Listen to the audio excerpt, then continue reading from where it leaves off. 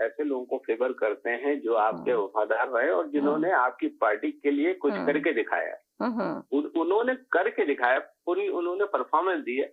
आप मुझे बता दीजिए, पीटीआई में जो गवर्नमेंट में रही या पोजीशन में, उसमें आप नाम दे दें मुझे 4 लोगों के जिन्होंने कुछ कारकर्दगी करके दिखाई हो।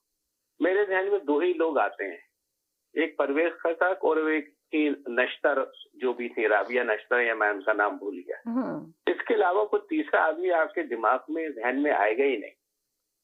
अब जो आपके इतने बेहतरीन लोग थे जिन्होंने आपको इस्टेब्लिश करा, पार्टी को इस्टेब्लिश करा, आपने उनको साइड लाइन पे लगा दिया और एक ऐसे आदमी को बनाया वजीर आला केपीके का, महमूद को, जिसकी ना कोई सुनता था ना कोई थी, वो अपनी लॉबी लेके आए। तो शायद उस बात को उन्हें तकलीफ तो रही थी हमेशा।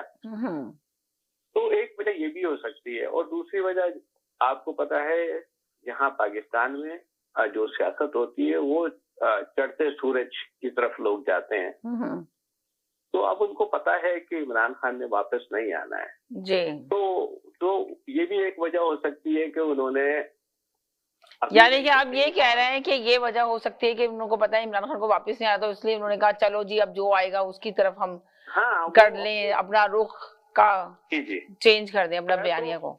ये बात देखिए, अगर सियासी बात की जाए ना, एक तो बात ही होती है पॉपुलैरिटी। जैसे अभी अरशद साहब ने कहा कि इमरान खान तो अब सोचे मुश्किल ही है, अब जो है ना, वैसे एक बात उनमें थोड़ा सा, उनकी बात में थोड़ी जानदारी लगी मुझे कि है ना, वो अगर भूख हड़ताल पे जाते हैं तो जो उनके चाहने वाले ना, वो वीडियो जरूर बनाएंगे उनके साथ खड़े होकर कि हम भी भूख हड़ताल पे जा रहे हैं, और अपने व्यूज बढ़ा लेंगे, मगर है ना भूख हड़ताल नहीं करेंगे, मारेंगे सिर्फ भूख हड़ताल पे इमरान खान को। नहीं, मैं तो उसमें एक मुस्बत पहलू भी देखता हूँ।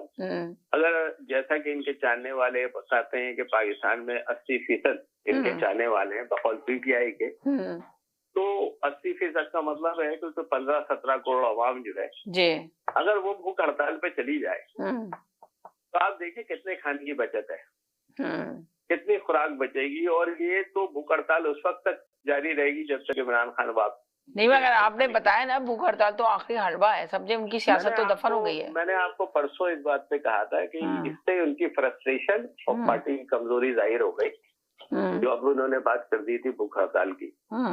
तो अब यही देखे ना कि पाकिस्तान में, मैंने कहा था ना, टाइम जैसे जैसे गुजरेगा वैसे वैसे पीटीआई कमजोर होती चली जाएगी और दूसरे लोग। तो आपको लग रहा है कि पीटीआई कमजोर होती जा रही है, अब दिन ब दिन कमजोर होती जा रही है। देखिए बहुत सारी चीजें, जब केसेस ये खुलते हैं, जैसे ये अब ये 190 मिलियन पाउंड का केस है, जैसे जैसे ये अदालतों में इस पे बहस होगी, चीजें सामने आएंगी, तो लोगों को पता चलेगा जो एक वेव थी, एक जज्बातियत थी, वो टाइम के साथ साथ कम होती चली जाती है लोगों की। और फिर जो चीजें सामने आती हैं, झूठ हो या सच, वो कुछ ना कुछ असर जरूर डालती है लोगों के जहनों पे। बाकी पाकिस्तान में प्रॉब्लम ये भी है एक बहुत बड़ा, कि जो ब्रीड पाकिस्तान में अभी जो तैयार हुई है वो सारी सोशल मीडिया की ब्रीड है।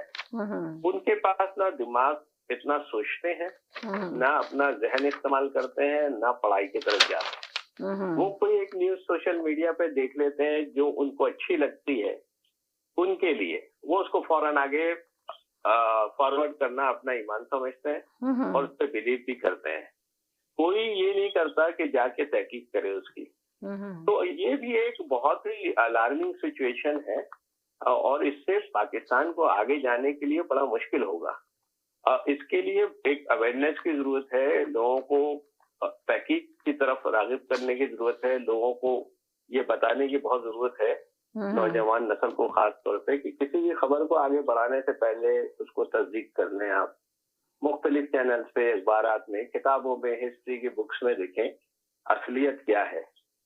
क्योंकि अब फिर जो एक प्रॉब्लम, दूसरी प्रॉब्लम ये भी है कि जो लोग सोचते हैं या बेहतर बात करते हैं, उनकी सोच पे भी पाबंदी है, उनकी तहरीर पे भी पाबंदी, उनके बोलने पे भी पाबंदी है। जब आप पाबंदी लगा देते हैं लोगों की सोच पे और